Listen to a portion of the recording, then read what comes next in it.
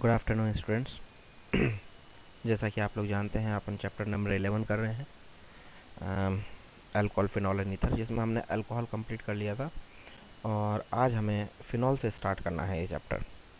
ठीक है, देखिए सबसे पहली बात तो फिनॉल्स होते क्या हैं ये आपको पता होना चाहिए कि जब बेंजीन रिंग के ऊपर डायरेक्ट OH ग्रुप अटैच होता है, यानी हाइड्रोक्सी ग्रुप जो होता है यानी OH समूह जो होता है वो अगर बेंजीन रिंग के ऊपर सीधा जाकर के जुड़ जाता है तो वो एक अलग ही क्रियात्मक समूह बन जाते हैं, एक अलग ही कैटेगरी बन जाती है और उसको हम कहते हैं फिनॉल्स।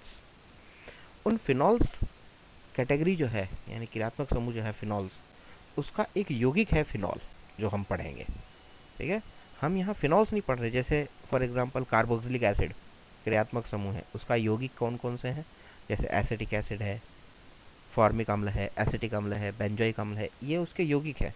ऐसे ही फिनॉल्स एक कैटेगरी है, एक पूरी अलग ही हम कह सकते हैं कि एक क्रियात्मक समूह है फिनॉल्स। उस फिनॉल्स का एक यौगिक है फिनॉल जो हम पढ़ेंगे। ठीक है, और फिनॉल्स में भी हाइड्रोक्सी समूह ही होता है, लेकिन उसकी पहचान क्या है कि हाइड्रोक्सी समूह सीधा बेंजीन रिंग के ऊपर जुड़ा होता है, यानी फिनॉल्स कभी भी एलिफेटिक नहीं होते। फिनॉल्स सारे क्या होंगे, एरोमेटिक होंगे, क्योंकि जो हाइड्रोक्सी समूह होगा वो सीधा सीधा किस पे जुड़ा होगा, बेंजीन रिंग के ऊपर डायरेक्ट जुड़ा होगा।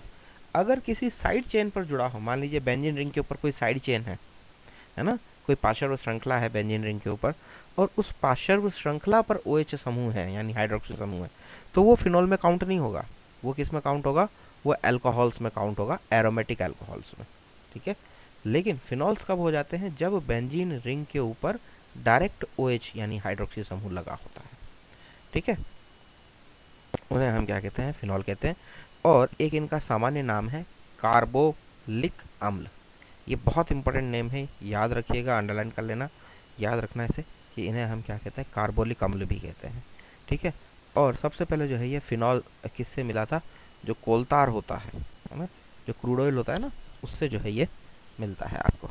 ठीक है, नोमेनक्लेचर अगर हम देखें तो इनके नेमिंग अगर हम देखें तो देखिए, मैंने आपको बताया जैसे कि बेंजीन रिंग के ऊपर डायरेक्ट OH ग्रुप पर जुड़ा होता है तो फिनॉल्स होते हैं वो, और उस फिनॉल्स कैटेगरी का एक यौगिक है फिनॉल, ये बेंजीन के ऊपर OH, क्योंकि ये सबसे छोटा सदस्य है, इससे कम नहीं हो सकता। ये फिनॉल है, इसे फिनॉल कहते हैं, और सामान्य नाम भी इसका फिनॉल है और IUPAC नेम भी इसका क्या है, फिनॉल है, क्योंकि फिनॉल नेम जो है वो IUPAC एक्सेप्टेड है। ठीक है, एक्सेप्ट किया हुआ है ये। उसके बाद में ये देखिए, ये है ऑर्थोक्रिसॉल। अगर इसका आप नाम देखें, सामान्य नाम ऑर्थोक्रिसॉल है, लेकिन IUPAC नेम क्या हो जाएगा, 2 मेथिल फिनॉल, क्योंकि 2 नंबर पे जहाँ क्रियात्मक समूह लगा है वहाँ से शुरू करेंगे तो वो तो 1 नंबर हो गया, और 2 नंबर पे क्या हो गया, मिथाइल ग्रुप लगा है, तो 2 मेथिल फिनॉल हो जाएगा। ऐसे ये देखिए, ये क्या हो जाएगा, यहाँ क्रियात्मक समूह लगा है तो इस कार्बन को 1 नंबर देंगे, ये 2 ये 3, तो ये क्या हो जाएगा, 3 मेथिल फिनॉल। ठीक है, और IUPAC नेम क्या हो जाएगा, कॉमन नेम क्या हो जाएगा, मेटाक्रिसॉल। ठीक है, ये पैराक्रिसॉल है, और IUPAC नाम क्या हो जाएगा इसका, 4 मेथिल फिनॉल।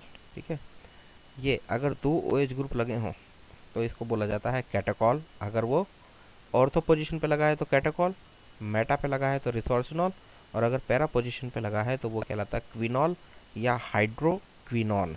ठीक है, या तो क्विनॉल बोल सकते हो या हाइड्रोक्विनॉन, है ना।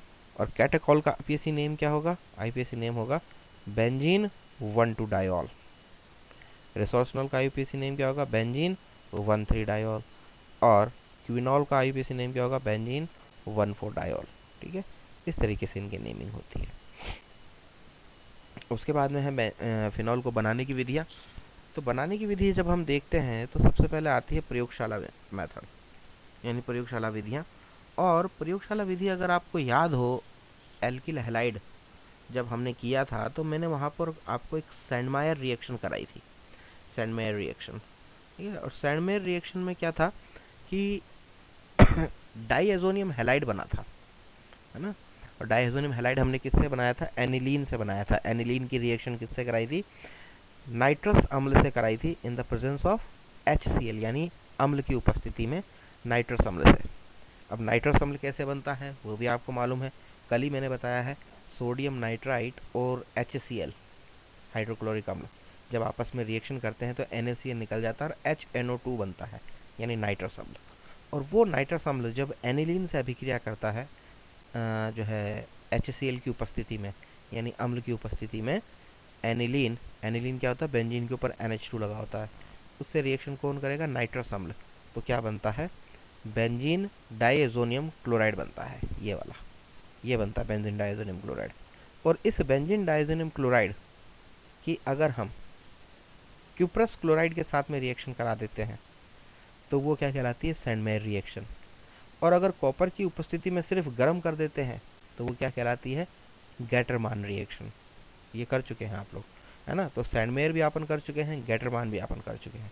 यहाँ क्या हो रहा है कि जो बेंजीन डाइएजोनियम लवण बना था उसमें ना तो हम सैंडमेयर करा रहे हैं ना गैटरमान करा रहे हैं, हम क्या कर रहे हैं, उस बेंजीन डाइएजोनियम लवण को जल के साथ में गर्म कर रहे हैं बस, ठीक है। वाटर के साथ में इसको उबाल दिया। तो जैसे ही वाटर के साथ में आप इसको गर्म करोगे, मैं आपको पहले भी बता चुका हूँ कि जो N2 होता है ये एक बेस्ट लिविंग ग्रुप है, यानी अच्छा ग्रुप है ये, जो छोड़ के जाता है ना, दाता ग्रुप है बहुत अच्छा। तो ये आराम से नाइट्रोजन गैस के रूप में निकल जाएगा और यहाँ से एक H और Cl HCl के रूप में निकल जाएगा, और जो OH है वो बेंजीन के ऊपर आकर जुड़ जाएगा और क्या बन जाएगा, C6H5OH यानी फिनॉल, और N2 + HCl निकल गया। यानी कि बेंजीन डाइएजोनियम लवण से आप क्या बना सकते हो, फिनॉल। अब बेंजीन डाइएजोनियम लवण किससे बनाया था हमने, एनिलीन से। यानी यहाँ पर एक क्वेश्चन बन सकता है कि एनिलीन द्वारा फिनॉल का निर्माण कीजिए। आ रही बात समझ में, एनिलीन से फिनॉल का निर्माण, क्योंकि एनिलीन से क्या बनेगा, बेंजीन डाइएजोनियम लवण, और बेंजीन डाइएजोनियम लवण को अगर जल के साथ उबाल देंगे तो क्या बनेगा, फिनॉल बनेगा, ठीक है। इंपॉर्टेंट है, ध्यान रखना ये रिएक्शन। नेक्स्ट हेलोएरिन से। हेलोएरिन आपको मालूम है कि हेलोएरिन के ऊपर नाभिक से नहीं प्रतिस्थापन अभिक्रियाएं नहीं होती हैं, आसानी से नहीं होती है, पर बहुत मुश्किल से, यानी बहुत ज़्यादा ताप और बहुत अधिक दाब पर हो जाती हैं। तो यहाँ पे देखिए ये नाभिक से नहीं प्रतिस्थापन ही किया है, क्योंकि OH ने क्या किया है, प्रतिस्थापित करेगा ये OH जो है वो Cl को, है ना। तो ये रिएक्शन जो है बहुत हाई टेम्परेचर, यानी 623 केल्विन और 300 वायुमंडलीय दाब पर, 320 लिखा है, नॉर्मली 300 या 320 के आसपास होता है वायुमंडलीय दाब पर। क्या करते हैं हम, पहले NOH के साथ में रिएक्शन कराई जाती है, जिससे क्या बनेगा, सोडियम फिनॉक्साइड बनेगा, ये देखिए ONA, ठीक है। NaCl निकल जाएगा, ONA सोडियम फिनॉक्साइड बन जाएगा। और फिर सोडियम जो फिनॉक्साइड है उसका अम्लीकरण करेंगे हम, तो उससे क्या बन जाएगा, फिनॉल बन जाता है, ठीक है। ये देखिए फिनॉल बन गया। तो हेलोएरिन से भी बनाया जा सकता है। तो हेलोएरिन का क्या किया, सबसे पहले तो सोडियम हाइड्रोक्साइड के साथ अभिक्रिया करवाई 623 केल्विन ताप और 300 एटमॉस्फेरिक दाब पर, जिससे क्या होगा, जिससे बेंजीन बेंजीन फिनॉक्साइड आयन बन जाता है, और उस फिनॉक्साइड आयन का हम अम्लीकरण करा देते हैं, HCl से अम्लीकरण करा देते हैं, तो क्या बन जाता है, जो है फिनॉल बन जाता है, ठीक है। ये है। उसके बाद में है बेंजीन सल्फोनिक अम्ल से। बेंजीन सल्फोनिक अम्ल से भी क्या किया जा सकता है, फिनॉल बनाया जा सकता है। इसमें क्या किया जाता है, बेंजीन का ओन द्वारा सल्फोनेशन कराया जाता है। अब यहाँ बात आती है ओलियम क्या है। देखिए, सल्फोनेटेड सल्फ्यूरिक एसिड को हम ओलियम कहते हैं, यानी सल्फ्यूरिक अम्ल जो होता है, यानी H2SO4, उसके अंदर SO3, है ना, सल्फर ट्राइऑक्साइड की वाष्प मिलाई जाती है, SO3 की वाष्प, तो वो क्या कहता है, सधूम्र सल्फ्यूरिक अम्ल जो होता है उसको ओलियम कहते हैं अपन, ठीक है। तो उसका फॉर्मूला हो जाता है H2S2O7, क्योंकि एक S जुड़ गया और 3 ऑक्सीजन जुड़ गए तो बन गया H2S2O7, ये होता है ओलियम, ठीक है। उस ओलियम की जब रिएक्शन करवाते हैं हम बेंजीन के साथ में, तो वो सल्फोनेशन होता है वहाँ पर, यानी सल्फोनीकरण होता है, और बेंजीन सल्फोनिक अम्ल प्राप्त होता है। इस बेंजीन सल्फोनिक अम्ल की रिएक्शन हम सोडियम हाइड्रोक्साइड से कराते हैं। जब सोडियम हाइड्रोक्साइड से कराएंगे तो सोडियम फिनॉक्साइड बन जाएगा, नेचुरल सी बात है। और उस सोडियम फिनॉक्साइड का तो वही अम्लीकरण कराना है, अम्लीकरण कराते ही क्या बन जाता है, फिनॉल बन जाता है। हमेशा ध्यान रखना, सोडियम फिनॉक्साइड जब भी बनेगा उसका आप अम्लीकरण कराओगे तो फिनॉल बनता है। देखिए, अब यहाँ पर यह है कि जो बेंजीन की ओलियम से अभिक्रिया द्वारा, ओलियम के साथ में जो सल्फोनीकरण अभिक्रिया करी है, जिससे बेंजीन सल्फोनिक अम्ल प्राप्त हुआ, वो रिएक्शन आपके नहीं दी हुई है। आपके डायरेक्ट बेंजीन सल्फोनिक अम्ल से ये अभिक्रिया दी हुई है। तो राजस्थान बोर्ड में जितना दिया होता है उससे बाहर नहीं जाता है, इसलिए आप इसको यहीं से याद करें। ठीक है, ये बेंजीन सल्फोनिक अम्ल है, डायरेक्ट वही बनाया हुआ है, SO3H लगा हुआ है बेंजीन के ऊपर, ये बेंजीन सल्फोनिक अम्ल है। ठीक है, और ये बना कैसे है, ये आपको बस जानकारी के लिए बताया गया है कि बेंजीन की ओलियम के साथ में अभिक्रिया करवाते हैं तो ये बनता है। ठीक है, पर आपको डायरेक्ट यहीं से पढ़नी है कि इसका हमने क्या किया है, अब NaOH के साथ में रिएक्शन करवाई है। ठीक है, तो देखिए सोडियम हाइड्रोक्साइड के साथ में जैसे ही रिएक्शन कराएंगे सोडियम फिनॉक्साइड बनेगा। ये देखिए पहले NaOH के साथ में अभिक्रिया कराई तो H2O यानी जल का अणु निकल जाएगा और सोडियम यहाँ आ जाएगा यानी SO3Na, है ना। ये सोडियम जो है फिनॉक्साइड तो अभी नहीं बन पाया है। ठीक है, ये अभी ये बनेगा, एक इंटरमीडिएट बनेगा। फिर इसकी वापस NaOH के साथ में अभिक्रिया और कराएंगे, ये जो यौगिक बना है इसकी अभिक्रिया कराएंगे, SO3Na बन गया, ये सोडियम सल्फोनिक एसिड बन गया ये। ठीक है, बेंजीन सल्फोनिक अम्ल था ना, तो ये उसके साथ साथ क्या जुड़ गया, सोडियम जुड़ गया है। ठीक है, तो बेंजीन सल्फोनिक अम्ल तो है ही है, लेकिन बेंजीन सोडियम सल्फोनिक अम्ल हो गया ये बेंजीन सोडियम सल्फोनिक अम्ल की वापस हमने NaOH के साथ में अभिक्रिया कराई 573 केल्विन पर। ठीक है, और NaOH के कितने मॉलिक्यूल लिए, 2। तो देखिए OH तो यहाँ जुड़ जाएगा, है ना, Na2SO3 निकलेगा, 2 Na और SO3 हो गया, Na2SO3 निकल जाएगा और H2O निकल जाएगा, और यहाँ क्या जुड़ेगा, ONA, एक ऑक्सीजन और एक Na यहाँ आ जाएगा, तो ये बन जाएगा सोडियम फिनॉक्साइड बन जाएगा। इस सोडियम फिनॉक्साइड को हम क्या करेंगे, अम्लीकरण करेंगे, और जैसे हम इसका अम्लीकरण करेंगे यहाँ क्या बनेगा, फिनॉल बनेगा। तो ध्यान रखना 3 स्टेप हैं इसके। पहला स्टेप क्या है कि बेंजीन की ओलियम से अभिक्रिया कराई तो बेंजीन सल्फोनिक अम्ल बनता है। अपने को डायरेक्ट रिएक्शन करानी है बेंजीन सल्फोनिक अम्ल से, और बेंजीन सल्फोनिक अम्ल की जब NaOH के साथ में रिएक्शन कराते हैं तो हमें क्या मिलता है सोडियम फिनॉक्साइड मिलता है। लेकिन वो इतना आसानी से नहीं मिलता। पहले जो बेंजीन सल्फोनिक अम्ल है वो NaOH के एक मॉलिक्यूल के साथ में रिएक्ट करता है और क्या बनाता है, SO3Na बनाएगा। ये जो SO3Na है ये और 2 NaOH के मॉलिक्यूल के साथ में यानी 2 और NaOH के अणुओं के साथ में अभिक्रिया करेगा 573 केल्विन पर, Na2SO3 निकल जाएगा, H2O निकल जाएगा और ONA जुड़ जाएगा। ये जो ONA जुड़ा है अब ये बना है सोडियम फिनॉक्साइड। ठीक है, ये सोडियम फिनॉक्साइड बन जाता है। उसके बाद में इस सोडियम फिनॉक्साइड का अम्लीकरण हो जाता है और क्या बन जाता है, फिनॉल बन जाता है। ठीक है, तो ये रिएक्शन होती है फिनॉल बनने की, किससे, बेंजीन सल्फोनिक अम्ल से। ठीक है ना। उसके बाद में है सैलिसाइलिक अम्ल से। सैलिसाइलिक अम्ल यानी सैलिसिलिक अम्ल से भी क्या कर सकते हैं हम, जो है फिनॉल बना सकते हैं। कैसे, सैलिसिलिक अम्ल को सोडा लाइम के साथ में गर्म करते हैं जिससे सोडियम फिनॉक्साइड बनेगा और उसका जल अपघटन करा देंगे। देखिए रिएक्शन, ये रहा सैलिसिलिक अम्ल। ठीक है, इसकी सोडा लाइम क्या होता है, NaOH और CaO का मिक्सचर होता है, उसे हम कहते हैं सोडा लाइम।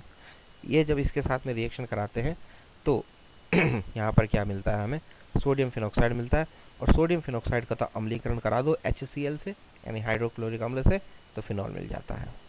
देन उसके बाद में है ग्रिग्नार्ड अभिकर्मक, यानी ग्रिग्नार्ड अभिकर्मक से भी क्या किया जा सकता है, बनाया जा सकता है ना फिनॉल।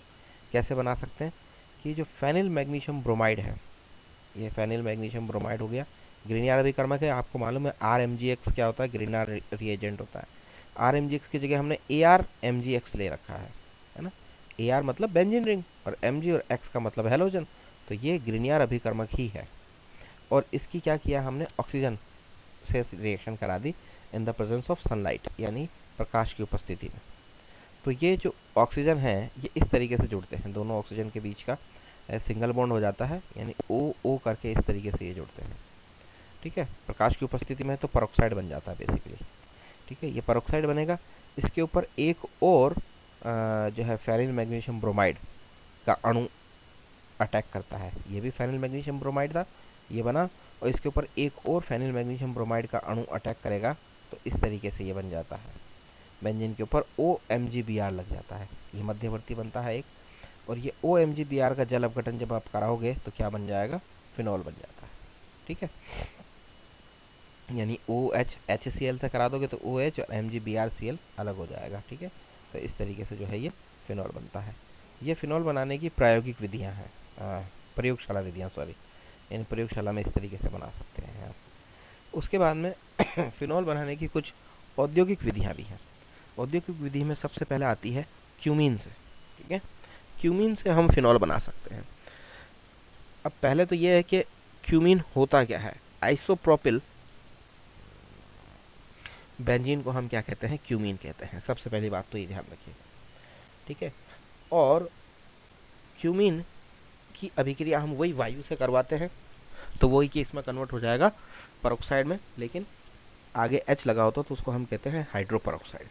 ठीक है, उस क्यूमीन हाइड्रोपरऑक्साइड की रिएक्शन हम किससे कराते हैं, तनु अम्लों से कराते हैं, जिससे क्या मिलेगा हमको, यानी एसिड के साथ में अभिक्रिया कराते हैं तो हमको फिनॉल मिलता है, और साथ में यहाँ पर जो है एसीटोन मिलता है, यानी फिनॉल भी, सॉरी, कीटोन भी मिलता है। देखिए, औद्योगिक विधियाँ अक्सर वही विधियाँ होती हैं जिनमें बाई प्रोडक्ट्स भी काम आए, यानी बाई प्रोडक्ट ऐसे होने चाहिए जो कि वेस्ट ना हो, है ना, काम आने चाहिए।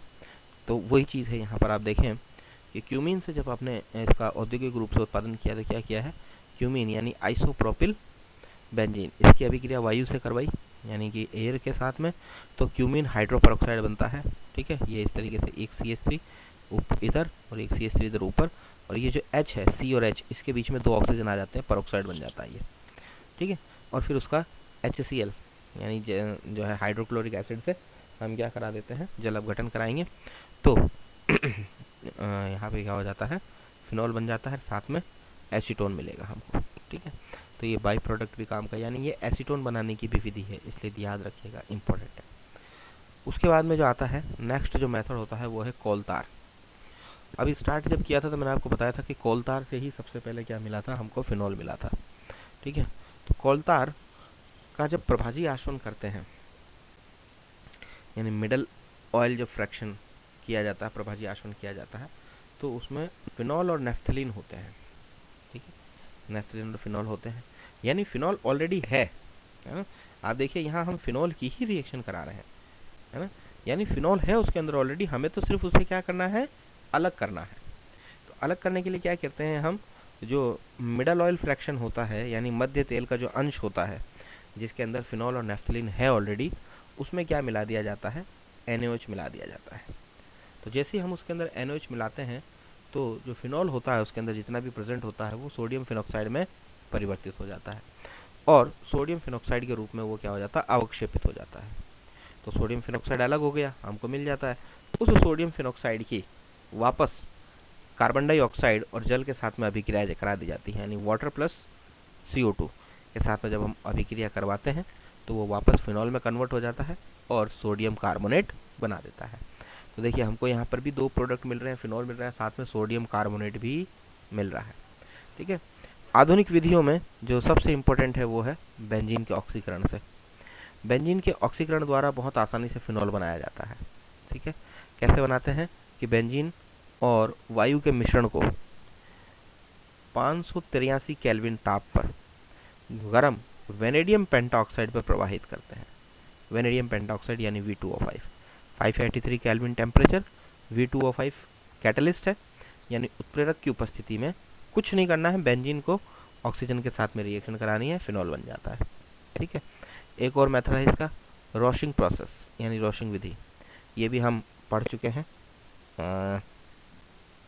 एल्किल हैलाइड में, कि इस प्रक्रम से पहले हम क्या करते हैं, बेंजीन से क्लोरोबेंजीन बनाते हैं।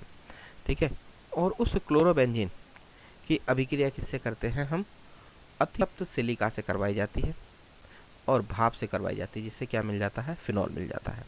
ये देखिए बेंजीन की रिएक्शन पहले HCl और हाफ O2 से करते हैं इन the presence of cuprous chloride, है ना, क्यूप्रिक क्लोराइड है सॉरी, या फेरिक क्लोराइड 523 केल्विन पर। तो क्या मिलता है हमको, क्लोरोबेंजीन मिलेगा और जलकाणु मिलता है।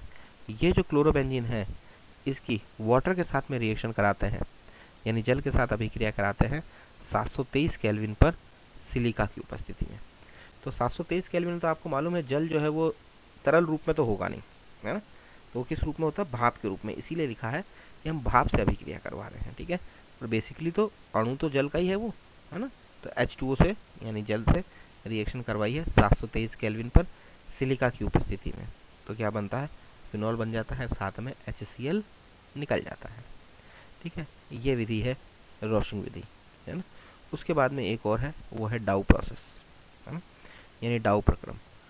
तो रोशिंग से जो हमको क्लोरोबेंजीन प्राप्त होता है, उस क्लोरोबेंजीन को CuCl2 की उपस्थिति में, है ना, CuCl2 की उपस्थिति में 300 वायुमंडलीय दाब और 623 केल्विन ताप पर सोडियम हाइड्रोक्साइड या सोडियम कार्बोनेट विलयन से क्या कर देते हैं, हम जल अपघटित कर देते हैं, जिससे क्या मिलता है, फिनॉल प्राप्त होता है। जिसमें हमको क्लोरोबेंजीन कहाँ से मिला, रोशिंग से। यानी रोशिंग विधि तो यहीं तक है, ये क्लोरोबेंजीन का मिलना, कि हम क्या करते हैं, बेंजीन की रिएक्शन HCl से और एयर से यानी वायु से करवाते हैं क्यूप्रिक क्लोराइड या फेरिक क्लोराइड की उपस्थिति में 523 केल्विन पर, जिससे हमको क्या मिलता है, क्लोरोबेंजीन मिलता है, साथ में जल का अणु मिलता है। ये जो क्लोरोबेंजीन है ना, ये जो बना है, यही है रोशिंग प्रक्रम। उसके बाद का अलग है ये, है ना। ये जो है क्लोरोबेंजीन की जल के साथ अभिक्रिया कराई सिलिका की उपस्थिति में 723 केल्विन पे, ये रोशिंग प्रोसेस नहीं है। ये जो यहाँ क्लोरोबेंजीन बना है, इतना ही है रोशिंग प्रोसेस। ठीक है, डाउ प्रोसेस में भी हम क्या कर रहे हैं कि जो क्लोरोबेंजीन बना है, देखिए इसमें लिखा हुआ है नाम, ये क्लोरोबेंजीन किससे बनाया गया है, जो है आपके रोशिंग प्रक्रम से बनाया गया है। तो रोशिंग प्रक्रम से जो ये क्लोरोबेंजीन बना है, इस क्लोरोबेंजीन की सोडियम हाइड्रोक्साइड के साथ में रिएक्शन कराई है, NaOH के साथ में, क्यूप्रिक क्लोराइड की उपस्थिति में कैटलिस्ट लिया है क्यूप्रिक क्लोराइड, 623 केल्विन ताप और 300 एटमॉस्फेरिक वाष्प दाब। ठीक है, तो उससे फिनॉल मिल जाएगा, NaCl मिल जाएगा। या फिर ये रिएक्शन हम सोडियम कार्बोनेट से भी करा सकते हैं और जल की उपस्थिति में करा सकते हैं, तो भी क्या मिलेगा, फिनॉल मिलेगा, NaCl मिलेगा और साथ में सोडियम हाइड्रोजन कार्बोनेट मिल जाएगा। तो ये डाउ प्रक्रम है। डाउ प्रक्रम भी जो है इम्पोर्टेंट है, ध्यान रखना। ठीक है, ये चीज़ें हैं। उसके बाद में जो भौतिक गुण है वो क्या है कि फिनॉल के भौतिक गुण अगर आप देखें तो ये एक रंगहीन है, विशिष्ट गंध वाला क्रिस्टलीय ठोस पदार्थ है, रंगहीन होता है, ध्यान रखना है फिनॉल्स। हम अभी यहाँ पर सिर्फ फिनॉल की बात कर रहे हैं, पूरी कैटेगरी की बात नहीं कर रहे हैं, सिर्फ फिनॉल की बात कर रहे हैं। तो फिनॉल रंगहीन होता है और एक इसकी स्पेसिफिक या जितने भी फिनॉल्स होते हैं उन सब में एक जैसी स्मेल होती है और उसे फिनोलिक स्मेल कहा जाता है, यानी फिनोलिक गंध कहा जाता है, एक जैसी गंध होती है इनमें, है ना। इनका जो गलनांक है वो 314 केल्विन है, क्वथनांक 455 केल्विन। तो गलनांक आप देखेंगे 314 केल्विन, जो कि बहुत कम है। यानी कि गर्मियों का जब मौसम होता है तो उस समय पर ये कमरे के ताप पर क्या रहते हैं, द्रव अवस्था में रहते हैं। लेकिन सर्दियों में कमरे के ताप पर ये क्या रहते हैं, जम जाते हैं, यानी कि ठोस अवस्था में रहते हैं फिनॉल, ये ध्यान रखिएगा। जल में आंशिक विलय है और विलेयता का कारण क्या है, हाइड्रोजन बॉन्ड, क्योंकि फिनॉल क्या करता है, हाइड्रोजन बंध बनाता है जल के साथ में, इसलिए आंशिक विलय है।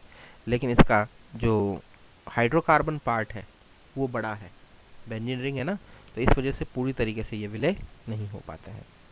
ठीक है, और अगर हम देखें तो जो कार्बनिक विलायक होते हैं, जैसे ईथर है, इथेनॉल है, उनमें आसानी से घुल जाता है। वैसे तो ये कलरलेस होते हैं, यानी रंगहीन होते हैं फिनॉल, लेकिन वायु के संपर्क में आने से ये क्या है, ऑक्सीकृत हो जाते हैं और ऑक्सीकृत होकर ये क्या कर लेते हैं, गुलाबी रंग में बदल जाते हैं, ये गुलाबी रंग के द्रव में बदल जाते हैं। ठीक है, और जब गुलाबी रंग का द्रव होता है तो वहाँ बनता क्या है, वहाँ बनता है पैरा बेंजोक्विनोन। ठीक है, इंपॉर्टेंट लाइन है ये, इंपॉर्टेंट क्वेश्चन है, ध्यान रखना कि फिनॉल जब वायु में पड़े रहने से उनका रंग कैसा हो जाता है, गुलाबी हो जाता है, क्या बनने के कारण होता है, तो ध्यान रखिएगा, पैरा बेंजोक्विनोन बनने के कारण उनका रंग गुलाबी हो जाता है। आप लैब में जब भी देखेंगे फिनॉल आपको गुलाबी रंग का ही दिखाई देगा, क्योंकि बहुत टाइम से पड़े रहते हैं तो वो गुलाबी रंग के ही होते हैं। ठीक है, इसलिए पैरा बेंजोक्विनोन बन जाता है, इसलिए गुलाबी रंग के होते हैं, है ना। विषैला पदार्थ है, काम करते वक्त बहुत सावधानी बरतनी पड़ती है, नहीं तो चमड़ी पर क्या जाते हैं, फफोले हो जाते हैं। ठीक है, एंटीसेप्टिक है ये, है ना, पूतिरोधी जिसको कहते हैं हम, और कीटाणुनाशक भी होता है। लेकिन इसकी हाई कंसंट्रेशन बहुत ज़्यादा जो है या अधिक सांद्रता हो तो वो स्किन को नुकसान पहुंचा सकती है, इसीलिए इसको हम पोछा लगाने में ज़्यादा इस्तेमाल करते हैं। आपको मालूम होगा टाइल्स वगैरह पर पोछा लगाते हैं ना, वहाँ ज़्यादा इस्तेमाल करते हैं, क्योंकि जो फ्लोर होता है उस पर बैक्टीरिया और वायरस ज़्यादा रहते हैं, तो उनको हटाने के लिए यूज़ करते हैं। शरीर पर नहीं लगाया जाता है ना, क्योंकि खतरनाक होता है। और इनके जो क्वथनांक हैं वो बहुत ज़्यादा होते हैं। उसका कारण क्या है कि फिनोल में आपस में भी क्या पाई जाती है, हाइड्रोजन बॉन्डिंग पाई जाती है, जिसके कारण इनके जो क्वथनांक होते हैं वो हाइड्रोकार्बन, जो समान आणविक द्रव्यमान वाले जो हाइड्रोकार्बन होंगे, ईथर होंगे, हेलो एल्केन, हेलो एरिन होंगे, उनकी तुलना में अधिक होते हैं। ये देखिए हाइड्रोजन बॉन्डिंग होती है फिनोलों में आपस में। ठीक है, तो ये तो बात हुई फिनोलों की बनाने की विधियाँ। उसके बाद हम बात करते हैं फिनोलों की रासायनिक गुणधर्म पर। तो फिनोल के रासायनिक गुणधर्मों को यानी फिनोल की रासायनिक अभिक्रियाओं को 3 कैटेगरी में डिवाइड किया गया है, यानी 3 भाग हैं इसके। पहला है फिनोलिक समूह की अभिक्रियाएं यानी OH जो है उसकी, दूसरा बेंजीन वलय की अभिक्रियाएं, और तीसरा है कंडेंसेशन रिएक्शन यानी कि संघनन अभिक्रियाएं। तो पहला है जिसमें फिनोलिक समूह की अभिक्रियाएं हैं सॉरी, यानी फिनॉल OH समूह जो है उसकी अभिक्रियाएं हैं। ठीक है, अब OH समूह की अभिक्रियाएं यानी कि ये क्या करेंगे, अम्लीय प्रकृति शो करेंगे, है ना, क्योंकि फिनॉल जो है वो H+ आयन देगा, तो एक अम्ल की भांति व्यवहार करेगा, है ना, क्योंकि कोई भी यौगिक अगर विलयन में H+ आयन दे रहा है तो वो अम्ल की भांति,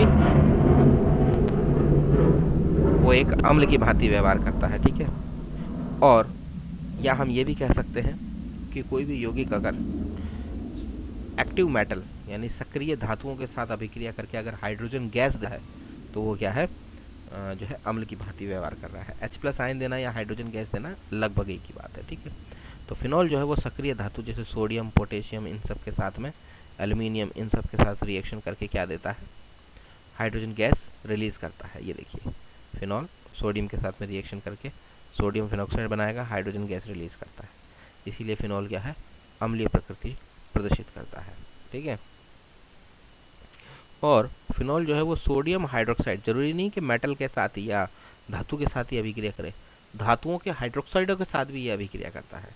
जैसे सोडियम का हाइड्रोक्साइड क्या है, सोडियम हाइड्रोक्साइड, तो उसके साथ भी ये अभिक्रिया करके वही सोडियम फिनॉक्साइड बनाएगा, जल का अणु बनाता है। ठीक है, तो ये भी इसकी अम्लीय प्रकृति को शो करता है। ठीक है, ऐसे ही फिनॉल ग्रीनियर अभिकर्मक के साथ भी क्या करता है, रिएक्शन करता है और एल्केन बना देता है। एल्केन बनाने का मतलब क्या है, देखो ग्रीनियर अभिकर्मक अगर हम लें सबसे छोटा तो वो क्या होगा, RMgx, R की जगह हमने CH3 ले लिया, तो CH3 Mgx मतलब Br, तो CH3 Mg Br हमने लिया, ये CH3 होगा, ध्यान रखना। तो अगर CH3 को एक हाइड्रोजन मिल जाए तो ये क्या हो जाएगा, CH4 यानी मीथेन बन जाएगा, और वो हाइड्रोजन कहाँ से मिलेगा, यहाँ से, तो ये क्या बनेगा, CH4 यानी मीथेन। इसका मतलब हो क्या रहा है, हाइड्रोजन का प्रतिस्थापन हो रहा है। ठीक है, और हाइड्रोजन का प्रतिस्थापन हो रहा है, आप देखें तीनों अभिक्रियाओं में अगर हम देखें, चाहे उसने धातु के साथ अभिक्रिया करी हो, धातु हाइड्रोक्साइड के साथ अभिक्रिया करी हो, या ग्रीनियर अभिकर्मक के साथ में अभिक्रिया करी हो, फिनॉल में से हाइड्रोजन का प्रतिस्थापन हो रहा है, और फिनॉल से हाइड्रोजन का प्रतिस्थापन ये प्रदर्शित कर रहा है कि फिनॉल यहाँ पर अम्लीय प्रकृति या अम्लीय व्यवहार प्रदर्शित कर रहे हैं। ठीक है, और अम्लीय व्यवहार प्रदर्शित करने के कारण क्या क्या है वो अब यहाँ पर दिए गए हैं। पहला तो यह है कि फिनॉल में OH समूह जो होता है उसके ऑक्सीजन पे क्या है, एकाकी इलेक्ट्रॉन युग्म होता है, जिसके कारण ये पाई इलेक्ट्रॉनों के साथ में, जो बेंजीन के जो पाई इलेक्ट्रॉन है उनके साथ में संयुग्मन में आ जाता है ना, और संयुग्मन में आ जाएगा तो अनुनाद द्वारा जो है, अनुनाद होएगा, एक मिनट है ना,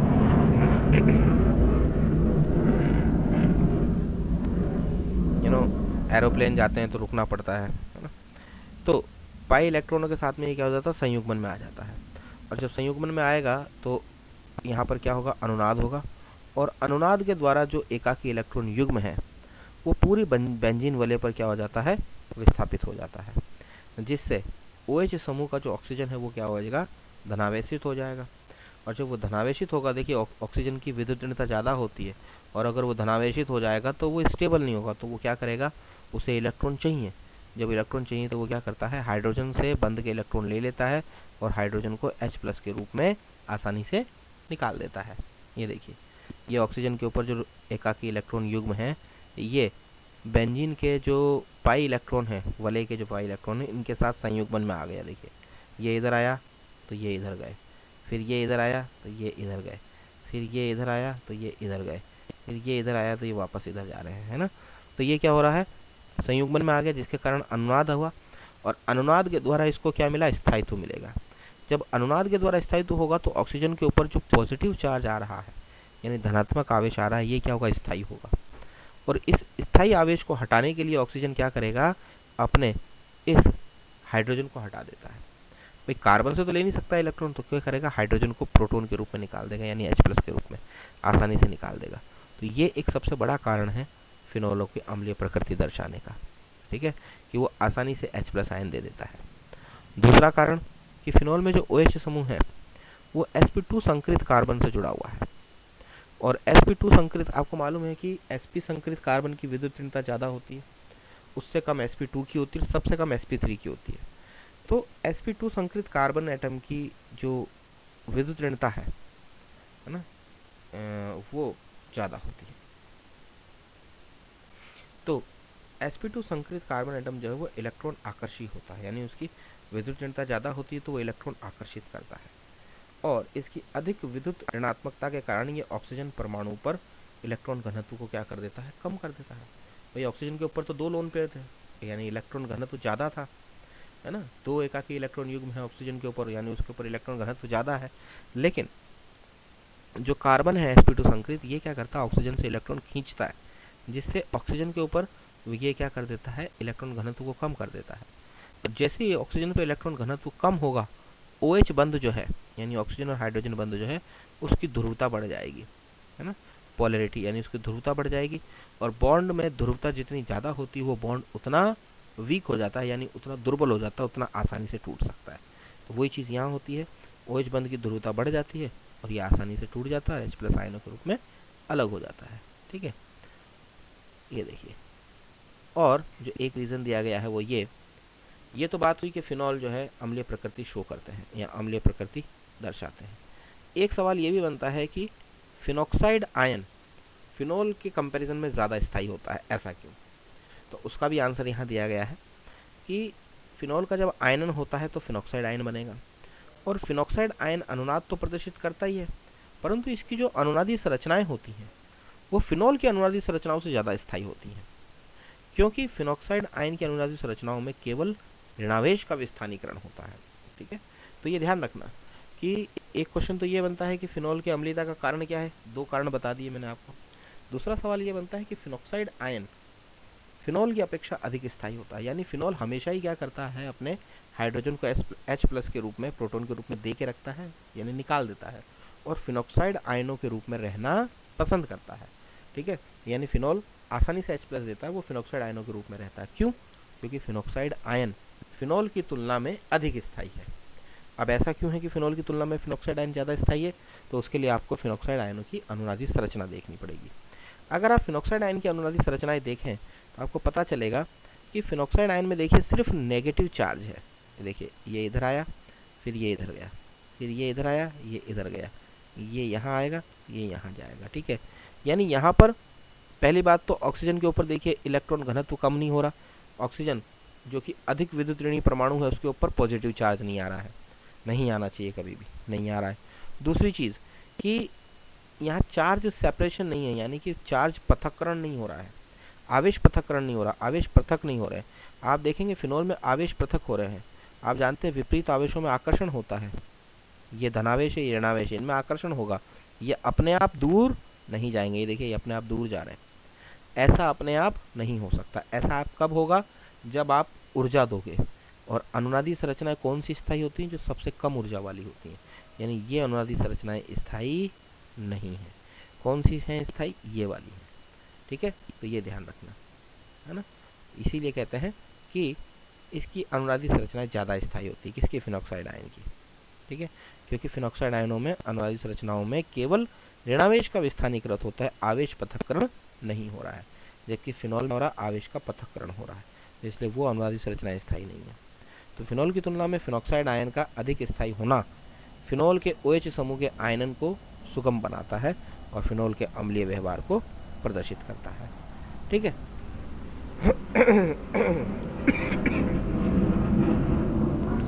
तो ये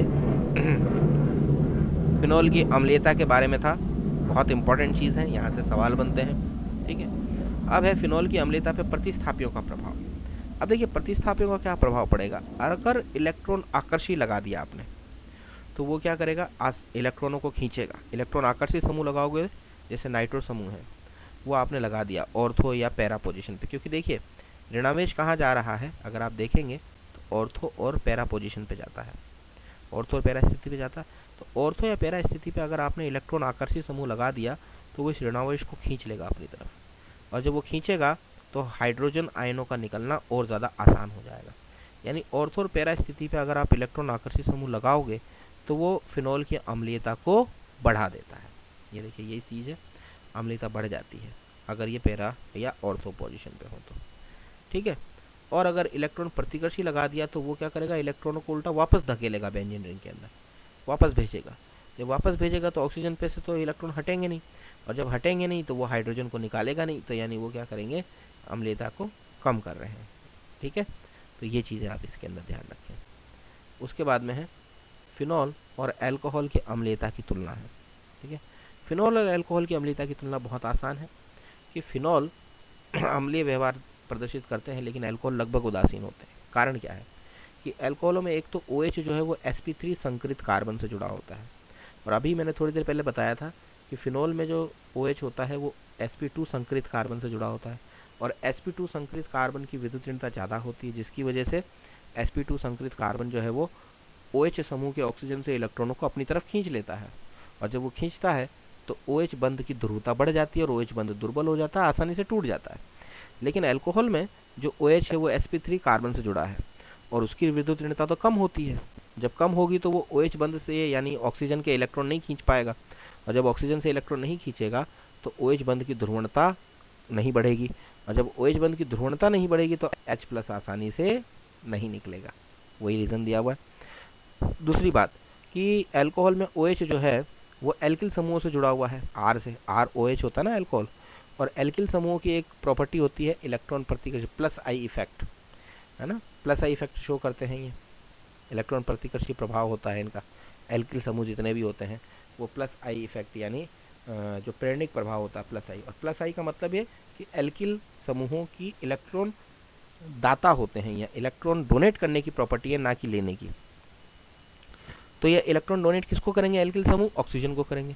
अब ऑक्सीजन के पास तो वैसे ही इलेक्ट्रॉन ज़्यादा है, आप और उसको इलेक्ट्रॉन दे दोगे तो ऑक्सीजन के ऊपर क्या बढ़ जाएगा इलेक्ट्रॉन घनत्व बढ़ जाएगा, और जब इलेक्ट्रॉन घनत्व बढ़ जाएगा तो ऑक्सीजन हाइड्रोजन को H+ के रूप में नहीं निकालेगा, यानी ऑक्सीजन के पास जितने इलेक्ट्रॉन होने चाहिए उतने उसको मिल गए, तो OH बंध की ध्रुवणता क्या हो जाएगी, कम हो जाएगी उल्टा, यानी बढ़ेगी नहीं, और जब नहीं बढ़ेगी तो H+ का निष्कासन क्या हो जाता है, मुश्किल हो जाता है, या H+ बाहर नहीं निकल पाते, ठीक है। इस वजह से अल्कोहल जो है वो उदासीन होते हैं और फिनॉल जो है वो अम्लीय होते हैं। दूसरी चीज़, एक और बात है यहाँ पे कि अल्कोहल अगर H+ आयन दे भी दे तो एल्कोक्साइड आयन बनेगा, और एल्कोक्साइड आयन जो है वो अनुनाद के द्वारा स्थायित्व को प्राप्त नहीं करता, लेकिन फिनॉक्साइड आयन जो है वो अनुनाद द्वारा स्थायित्व को प्राप्त करता है। तो ये 3 कारण है, पहला कारण sp3 संकरित कार्बन, दूसरा कारण एल्किल समूहों का +I इफेक्ट, और तीसरा कारण अनुनाद। ये 3 कारण है कि अल्कोहल जो है बहुत कम अम्लीय होते हैं या लगभग उदासीन होते हैं, फिनॉल उदासीन फिनॉल जो है वो कैसे होते हैं, अम्लीय प्रकृति के होते हैं, ठीक है। और फिनॉल और कार्बोक्सिलिक अम्ल की अम्लीयता की तुलना भी है यहाँ पर, और उसकी अगर तुलना करें तो कार्बोक्सिलिक अम्ल ज़्यादा जो है अम्लीय होते हैं फिनॉलों की तुलना में, क्योंकि कार्बोक्सिलिक अम्ल जो है वो दुर्बल क्षार जो होते हैं यानी सोडियम बाइकार्बोनेट उनको भी अपघटित कर देते हैं और CO2 निकालती है गैस, जबकि फिनॉल सोडियम बाइकार्बोनेट को अपघटित नहीं करते या उसके साथ में रिएक्शन नहीं करते, इसीलिए फिनॉल क्या है, एक दुर्बल अम्ल है और CO2 गैस नहीं निकलती है, ठीक है। और इसी अभिक्रिया का उपयोग करते हैं हम फिनॉल और कार्बोक्सिलिक अम्ल को विभेद करने में, यानी उनके दोनों के बीच में अगर हमें चेक करना है तो कि आपको अल्कोहल दिया गया, फिनॉल दिया गया है या कार्बोक्सिलिक अम्ल दिया गया है।